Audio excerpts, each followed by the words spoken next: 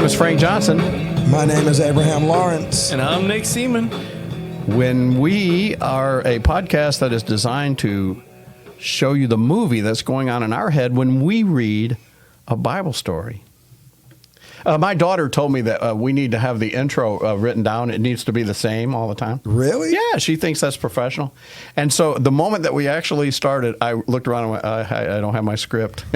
I was wondering what you were looking around for. That's pretty close to what it is. It sounded. It's pretty close. I thought we were having some kind of technical difficulty because you were looking around the room. I'm like, what is he doing? Yeah, so that's what I did wrong. I didn't go by the script. Abe, since the last time we got together, anything? I understand you've got the grandchild with you again today. Yes. I found out yesterday that she was coming over for the weekend. So her parents are celebrating their an early anniversary present. They were going to Charlotte to a concert, so they needed us to watch the baby for the weekend. So, awesome. Kelly was all about it. All right, that's awesome. So, yeah. Nick, what's going on in your world, buddy? I understand that, can we share some of that we talked about, or is that still... That's all right, yeah. Okay, well, share whatever you want to. Would you like to let the podcast listeners know what you're looking at? Yeah, I was just... I had surrendered to be a pastor years ago, and just recently I kind of thought, well, maybe part of the process on my part is to just kind of put the feelers out there or whatever and put some applications out, and I got some responses. But I do think that God is... He's kind of showing me, it's not time just yet. So I had to tell a lot of people, I know I applied, but no, now's not the time. But we're going to get there eventually. Amen. Yeah. Amen. In God's timing. I think God is teaching me wait on the Lord. I think that was part of the message today. So in our service, and I think that was especially for me. All right. Yeah, just turn it just slightly. That way it's a little bit, or maybe you can just pull the whole thing over here a little bit. All right, that's good. There we go. All right, we might as well just jump right in. Let's do it. It's a wonderful story. We are in Genesis. We are in the 30th chapter of Genesis. We're just cruising right along, and we're talking about the sons of Jacob. And he's had quite a few by now. We actually covered 8 births in about 3 days last week. So they were literally popping them right out. Yeah. Now, I don't know how these theologians come across these timelines that they do, but so I don't know. I can't vouch for them accurately, but I'm told that Jacob. Do you know how old Jacob was when he left to go to Padan Aram? And they do this based on Isaac's death and that kind of thing. I want to say maybe 40. 90. Wow. I was thinking that same thing, but he spent 90 years taking care of his dad's flocks. Wow. And that's why he knows quite a bit about Laban. So he's now been with Laban. By the time we get done this week, he's going to have spent another 14 years with Laban. So about 104 years he's been raising goats. Oh, my goodness. So when this dude left, when he had the beef with his brother, he was 90 when he left? They were 90 years old, and the old man is about to die. And that does make sense because Isaac was... And he had to wait 14 years for a wife. Isaac was... actually just 7. And then he got 2 wives in a week. He got a 2-for-1. Buy one, get one next week. Yeah. But then you got to still say it every 7 years. You're getting the Laban discount. Oh, my goodness. So anyway, like I say, we're in Genesis chapter 30, and I believe we're in the 14th verse because Asher has just been born. Yeah. Women will call me happy. She named his name Asher. Reuben, Simeon, Levi, and Judah are the first 4 children, and they were all born to Leah. And then Dan and Naphtali were actually born by Zilpah, right? Yes. Yeah. It's Leah's, or no, Rachel. It's Bilhah. Bilhah, yeah. Zilpah is Leah's Yeah. So maid. Dan and Naphtali are Bilhah's children via Rachel. And then Leah thought her handmaiden ought to get in on the action too. So now she has given him the Z one, Bilhah and Zilpah, and she had Gad and Asher. And Jacob is how old? Gad. And speaking of Gad, my brother sent me this wonderful Facebook thing on, what's his first name? Steve Gadd. Stephen Gadd. Yeah. Stephen Gadd, one of the greatest drummers ever. I literally thought that first when you sent it to me that he had passed away. Because, you know, he is in like his late 70s or something, Yeah, right? yeah. But he's still kicking. I mean, he's still playing drums. Phenomenal. And he is a phenomenal drummer. We tried to get him for the track, but he was tied up that weekend, so we used Abraham. Yeah. Which you did just as good, Abe. I did what I could. love that. I love that drone. I did what I could, folks. He was imitating Gadd. Anyway, so I always think about that. So anyway, so there's 8 kids born. And then here's the other thing that I didn't know if you know this or not, but Jacob has had these 8 kids in about 6 years. So that's kind of interesting. I don't know, you know, I mean, because 9 months, I mean, I get how they could do that. And they certainly were in competition. So probably even before another one's born, someone's already concocting another, you know, take this handmaiden, you know, I don't know. But from what I'm told, According to the schedule, Reuben, the oldest, is only about 5 years old. He's about 5 or 6 years old now. That's all he is, Reuben. All right, and the story centers around Reuben. Verse 14, Genesis chapter 30, verse 14. Here we go. Now, in the days of wheat harvest. So that would be a little past midsummer. That's when you usually have the first wheat harvest. yeah, like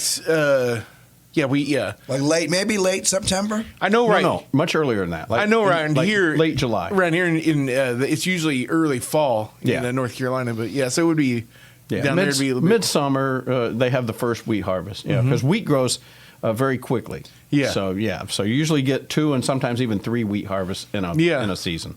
Okay.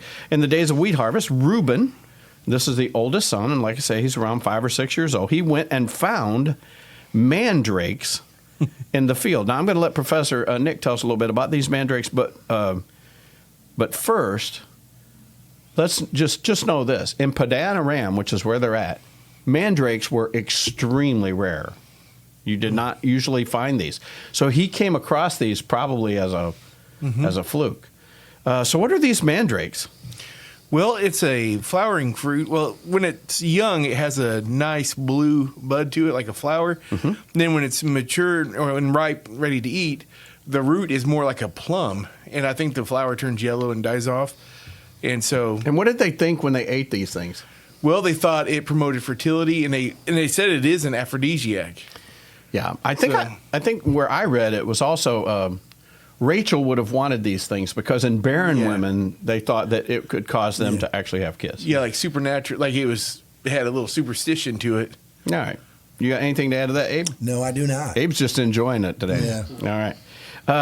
But just so you know, Rachel and Leah, they've got this huge competition. Now we've got mandrakes, and both women would want them. And of course, no, actually, Rachel really wants them. Yeah, because why would Leah need them? I mean, she's well, Leah did have after a while. Leah did have a dry spell, so she would have wanted them too. Actually, she's in the dry spell right now. Yeah.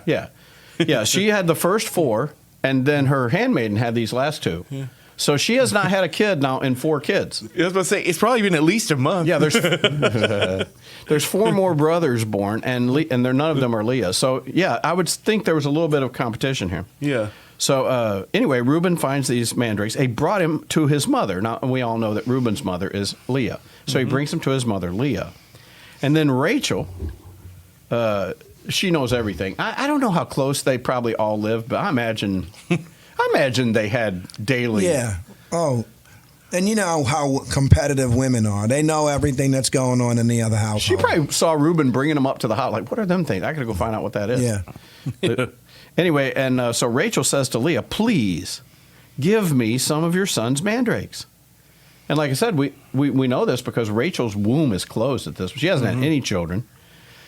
But she said to her, and of course, when you have the but she said to her, we know that this is Leah's response. So this is Leah's response back to Rachel. Is it a small matter for you to take my husband? And would you take my son's mandrakes also? Now, we think these things are like questions, but literally, she is offering her the mandrake. She is. It's sort of just the way that they go about doing things. You know, I've already given you my husband, and I'm going to give you these mandrakes too. So Rachel said, therefore, he may lie with you tonight in return for your son's mandrakes. Now, how weird does this story get? Very. That's weird. So I'm thinking Jacob comes in. He said, "Man, ladies, I'm tired. I'm gonna relax, go He's fish." been with the sheep all day. Yeah, he's like, "I'm gonna go fishing," and then Rachel goes, "Nope, you're going into your other wife. Why? Because Mama needs her mandrakes." Yeah, I need mandrakes to have a baby, but tonight you're paying the price. He's like, Leah or one of the handmaidens? Which No, one? yeah. yeah. They're probably taking a number at this point.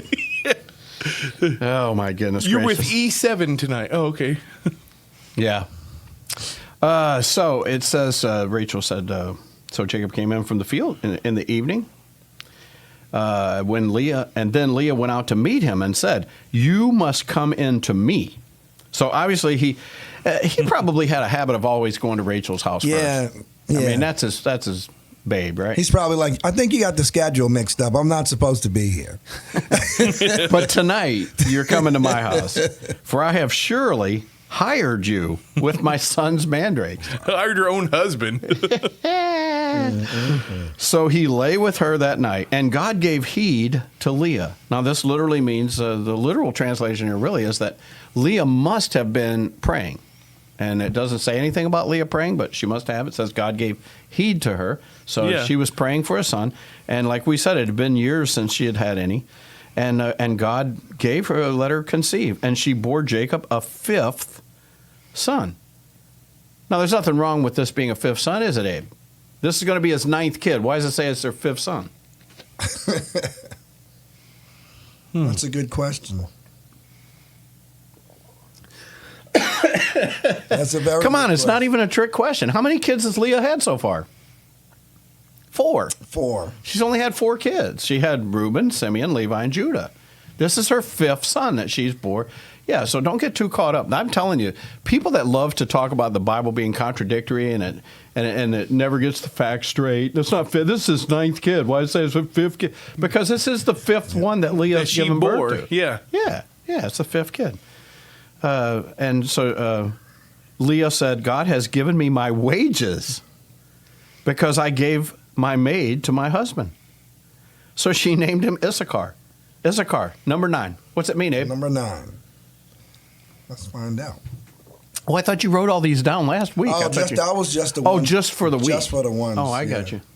Yeah, and I love how she says that God has given me my wages. In other words, this is what's due me because I gave my handmaiden to my husband. So in other words, God has rewarded me by giving me another child. See, Rachel still hasn't had any. And then Leah's like, God, what is my reward? He says, it's a car. His reward will come. It's a brand new car.